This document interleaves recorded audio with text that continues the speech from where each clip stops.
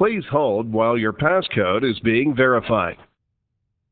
Please wait for the tone, then say your name and press the pound key.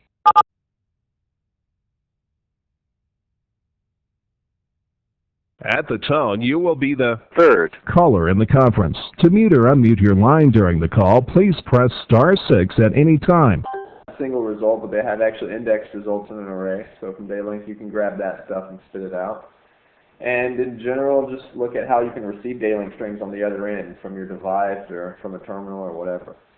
Also, just look at serial real quick. How do you use serial? You have to use an Ethernet serial converter in the case of the DVT system. And it's pretty simple to set up an Ethernet terminal which directs all your data out to the serial port. That's about all there is on that. Just a quick look, the only physical device that you'll need for either of these topics is the CON ETS. It's just an Ethernet to serial converter. We sell one. You can actually, if you've already got another one that you like to use, that's fine. It's an Ethernet to serial device. It's pretty standard. It just needs to be Ethernet addressable. That's the only thing you need for serial communications. For DataLink stuff, you don't need this. Right. So we will jump right into looking at Intellect. And the first example that I'm going to use is just grabbing some data from a 2D data matrix code. Now, is this going to be all DVT driven here? This is all DVT driven, so DataLink only applies to DVT. Insight has different protocols which it can use. Now, Insight can spit out serial also. DataLink is an Ethernet protocol that spits out string data, just ASCII data on port 3247 of the camera. The camera acts like a server. So any device out there can connect to the camera at port 3247 and just receive this data as the camera inspects. So if you're looking at an Insight system, Insight can do that too. They just don't have a pre-built interface kind of to make it easy. But you can definitely just send data out from the Insight spreadsheet. Yeah, it's definitely something that we're very interested in doing on the Insight project that we have. Okay, so that's kind of a separate topic. You might want to check out some of the other online trainings that we're going to have in the future. But that's something that's also covered in the training that we have in Duluth or up at the Novi office, or that's something we can help you out with just on the phone, one-on-one. Great. So we'll take a quick look at how to do this here. Who would be a good contact name on that if I had any questions with that? Just call the general support line. Anybody can help you with that. Okay, great. All right. Let's see. Let's grab these images here. No, that's not what I want. How about these? Looking for a good subset of images to use on them. Those are numbered. Did I already check these? I did. Give me just a moment while I find the right images. Sure. I don't think it's these. Let's see. Right. Yeah, that'll work. Alright. So I've already trained a 2D sensor on these images. As you can see, we've just got a bunch of 2D data matrix codes on a piece of steel, something like this. This is actually on a crankshaft. Right. So we're getting readings for all of these. If we check the result table down here, you can see we've actually got a code. And what we want to do is just spit this code out over DataLink so that some other device can grab them.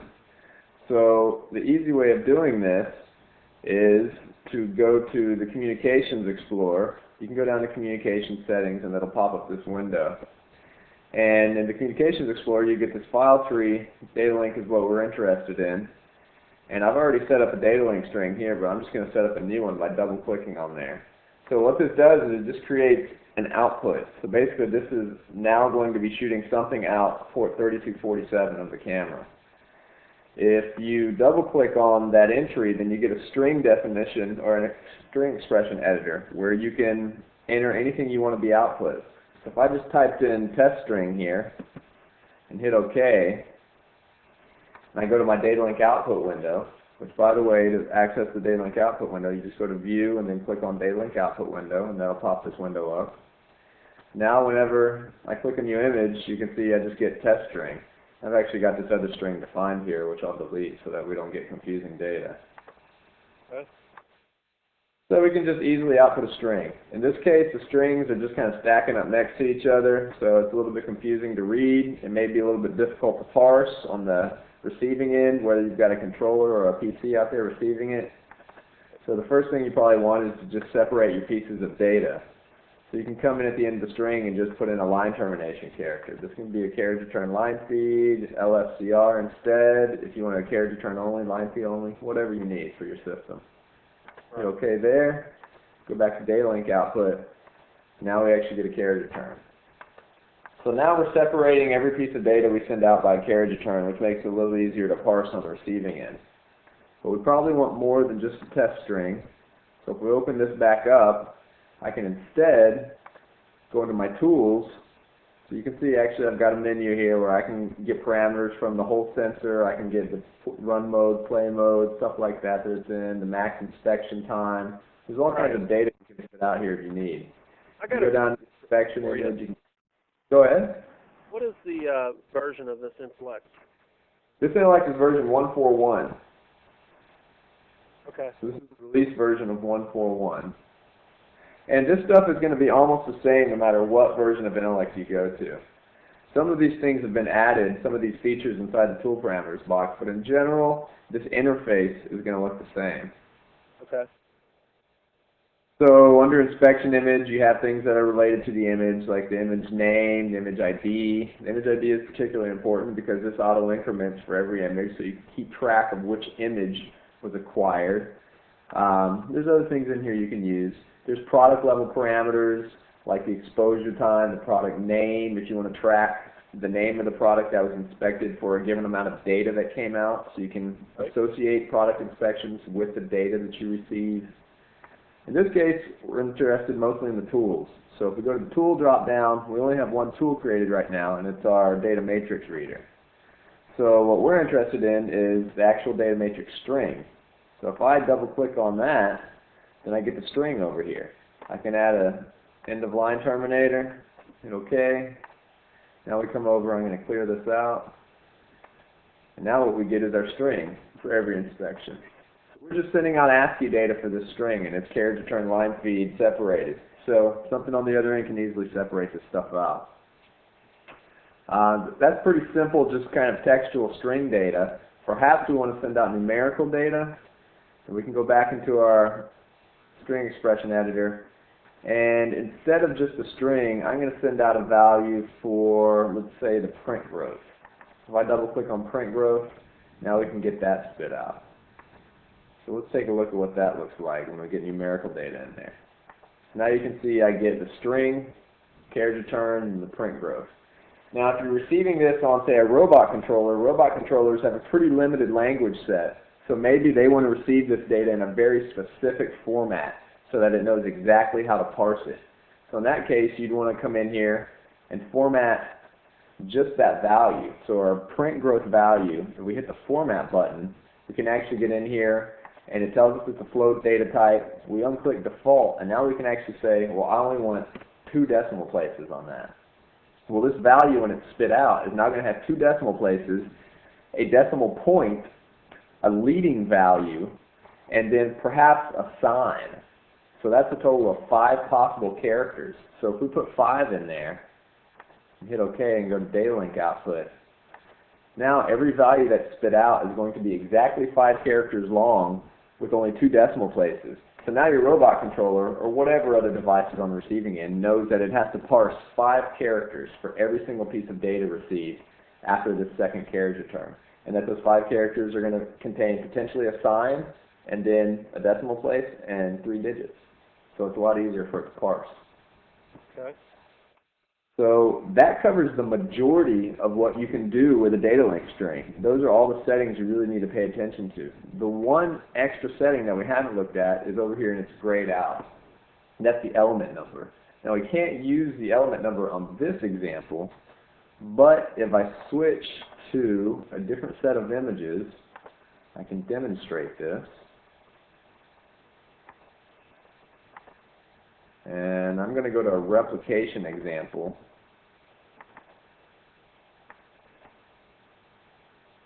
And what a replicator tool does, it allows you to take a set of tools and replicate it dynamically.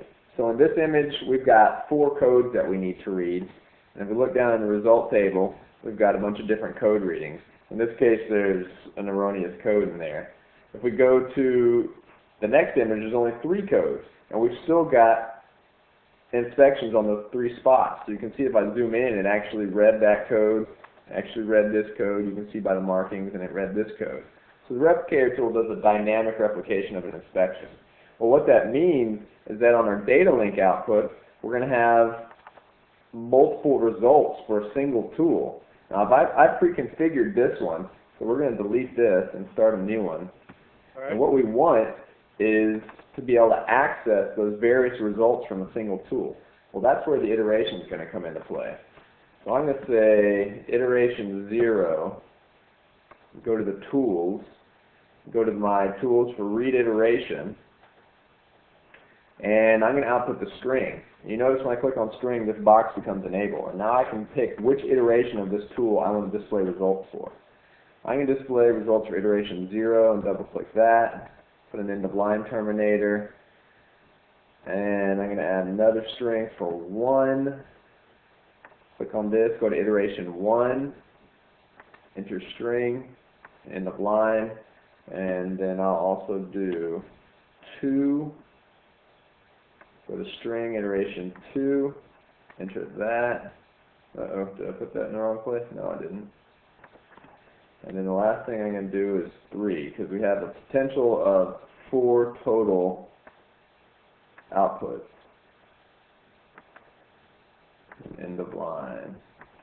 So now what we get if I look at the DataLink output is for this image, I forgot an end of line character in there somewhere, that's alright. So for each of these 2 images, I had 4 total codes, but for the last one I only have 3 codes. So we have all 3 of those codes plus just a fail character in the end. Now the fail character is something that's variable. You can actually change that to something else, like the actual value if you want. In this case, the actual value is just, we go back to the failing image, nothing, because nothing was read. So that's a little flexible. So that iteration allows you to pull data out of tools that have been iterated. Outside of that, there's nothing more to actually sending data out of DataLink. The next thing we really want to do is just to access this data. So the way I'm going to access data is by opening up a command prompt and opening a telnet session. So here we type in telnet. I'm going to open a connection to the camera at 127.0.0.1, which is just my emulator, on port 3247. Yeah. Okay. Yeah, I understand. Okay. So I'm going to open a connection to the local camera on the emulator to port 3247. 3247 is the default port used by DataLink. This can be changed in several different ways, but by default it's going to be on 3247. I'm just going to use that. You notice it's trying to connecting. It doesn't get anything because there's no data. If I go out and actually trigger some data, now you'll notice that I got that data across on port 3247. If I trigger a couple more, you see that that data actually came across here. So this is a simple way of grabbing data off of a specific camera on port 3247 from any device. Now you can do this in other ways. For instance, kind of jump off topic here a little bit and show you that if you use, for instance, the ActiveX control that we have a DataLink ActiveX control. And when you install the ActiveX control, it comes with this little sample. If I do the same thing as I did in Telnet and connect to 127, nope, mistyped something, 0.0.1, I connect, grab an image, I'm going to start receiving DataLink data. Now I'm just going to come over here and trigger a few images. If I go back to my example, you now see that down here in our DataLink control, we've actually pulled in that data. So we provide a simple control to allow you to grab DataLink data off one of our cameras It automatically connects to the IP address you give it, and by default, port 3247. So now you have the ability to pull this data into some VB, C#, whatever application you've got running on the PC. That is pretty damn slick. That Makes it kind of easy. Yeah, that makes it a lot easier. So there's other ways you can grab this data. You know, other devices. I've mentioned already. Robot controllers have their own ability to create sockets and connect to an IP address and a port. You do the same thing in another device like a robot controller. You'd have to do a little bit more with the data formatting, but the principles was the same. Right. So, unless you have any questions about that, I'll kind of go on to serial communications. Any questions there? Yeah, I got one question. Go for it. This DataLink ActiveX, this isn't something that Cognex is using, is the Cognex cameras? On the Insight cameras? Yep. No, it is not. This is only for DVT cameras. Are you guys... Now, the DataLink control, though, all it really does is it creates a socket which connects to a camera at a port. So the concept is very simple. Okay. It's something that you could easily employ writing a little bit of code on your own. Okay. We just made it simple for non-coders. Me. So the next topic is serial communications. Now, serial communications will actually tie in a little bit with DataLink because there's a tool that you can use for both of them. So if I want to communicate serially, let's say to actually pass out this exact same data to a serial port, what I actually have to do is send it out over Ethernet and then use an Ethernet to serial converter. You have to do that because the DVT cameras don't have a serial port built into them. Now the old 600 cameras did, but the current cameras do not, which are the 500 series cameras. So we're talking about like the 545, 35, 15, 550s, 552s, those kinds of cameras. Those all do not have a serial port. So you send data out over Ethernet and you use the Ethernet serial converter. Now the Ethernet serial converter is this device here. This is just the manual for installing the Ethernet serial converter. It can be downloaded off of our website. It steps you through the general process. The images in here, or I should say the screenshots, are actually from Framework, though not a whole lot has changed as far as the general process. So to set up communications with an Ethernet serial converter in Intellect, you have to go to the Communications Explorer and come down to Ethernet terminals. And Ethernet terminals are basically just a way of routing data. So you can route any driver on the camera. So a driver is just something that's communicating. And you can route it to a specific port. So its communications go over to that specific port. You can also route data so it goes to a specific IP address. So in our case, we want to send DataLink data out to a device which is going to convert from Ethernet to serial. So right now, I'll just create a new terminal. I'm going to delete the one that I had there already.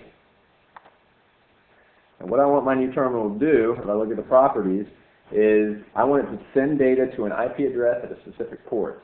And that IP address is going to be the address of our Ethernet to serial converter. So what I have to do is, first of all, I have to choose whether or not I want my Ethernet terminal to act as a client or a server. If it acts as a server, that means that the camera is going to be just spitting out data on this port number, and other devices are going to have to come in and connect to that port so that they can grab data. The alternative is to act as a client, which means now the camera will be sending data directly to a specific IP address on that device's port, and that device can do whatever it wants with the data. That's what we want to do. So in this case, let's say that my Ethernet serial converter had an IP address of 192.168.0.10, and the port number you would use for the DVT Ethernet serial converter would be 2101. This port is configurable, and if you're using a different Ethernet serial converter, that port may be different as well as the IP address. It's up to you. What's the port converter number? The Ethernet to serial converter's default port number is 2101. Okay. Now, there's nothing much more that you have to do than that. Now to set up the Ethernet serial converter so that you know it has a specific IP address and is using a specific port number, we actually have a program to help you do that. And it is called the ECD Wizard. So you can download that from our website. If you install it, it'll install it to DVT Applications, ECD Wizard. You open this up, it's a fairly simple interface. It just asks you to basically plug in your Ethernet serial converter. This wizard is actually used also for the CON IOE, which is our Ethernet I/O module. In this case, we want to select the Ethernet serial converter. When you hit next, it'll go out and browse for it. I don't have one plugged in right now, so it doesn't find anything. But you can actually continue on from there if you're just setting up some generic settings for the CON IOE, which we're not. After you get to this point, it's going to try and browse and find that device. I don't have it, so it's not going to find it.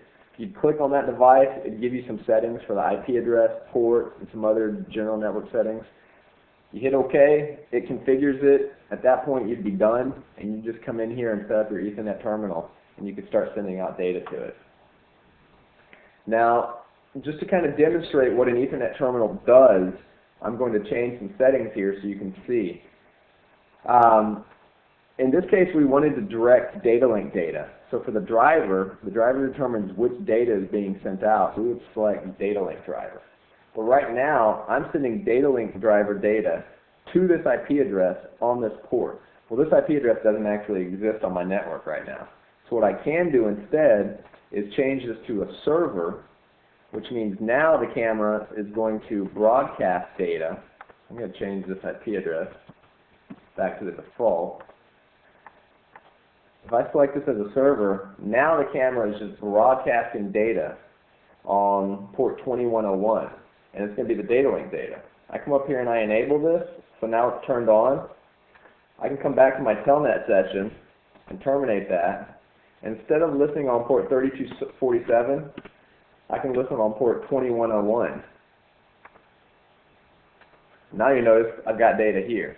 So basically, I use the Ethernet terminal to route data to a different port on the camera. So that's what an Ethernet terminal does. It just allows you to route data to different places. Okay. And that kind of sums up how you would use DataLink or Serial. They're both pretty simple interfaces. Hopefully, they look simple. If I glazed over anything, let me know. No, I think you gave me enough information to be to get some involvement on this. So. I'm very All right, good. That, so yeah, that's great. Well, did you have any other questions involving these two topics? No, not on these two topics at all. Nope. Okay. Well, I know that you specifically are interested in some stuff on Insight communications. Yeah. The reason we're going that direction, we're trying to standardize our vision.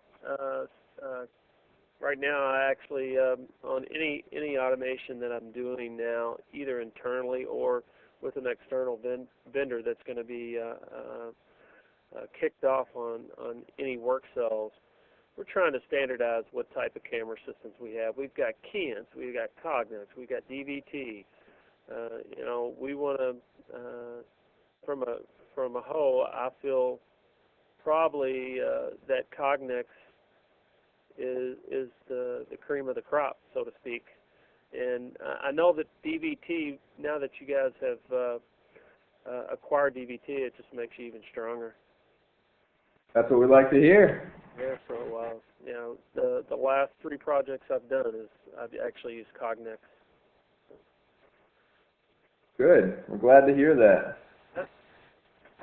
Well, that kind of closes up what we're doing here today. Frank, what's your last name? Frank Baumgartner. It should be there on the screen in case you need the spelling. Okay. I see Frank only.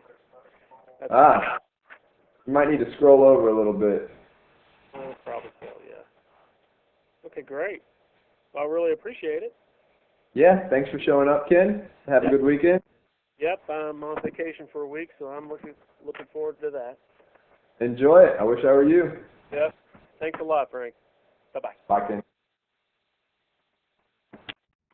The moderator has disconnected. At this time, the conference will be terminated. Thank you and goodbye.